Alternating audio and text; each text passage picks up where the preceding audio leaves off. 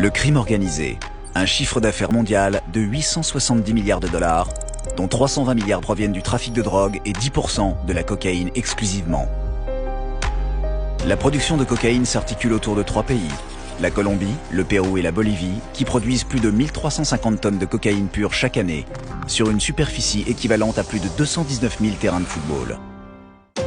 Une production nécessaire pour approvisionner les 17 millions de consommateurs de cocaïne, dont la majorité se situe aux États-Unis, au Canada et en Europe, qui représentent 70% du marché. Pour fonctionner, l'industrie de la cocaïne suit un mode de fonctionnement et une stratégie semblable à une entreprise légale.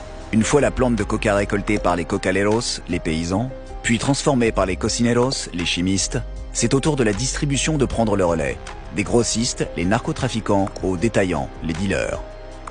Le but in fine de cette industrie, le profit. Et quel que soit le niveau, le jackpot est au rendez-vous. 1 kilo de cocaïne pure rapporte 2500 € au producteur. Le grossiste, qui intervient ensuite, va alors multiplier sa mise par 24 en encaissant 60 000 € pour 2 kilos de cocaïne coupée. Enfin, le détaillant va quant à lui multiplier sa mise de départ par 3 en empochant 200 000 € pour la vente de cette cocaïne. Dernière étape, le transport.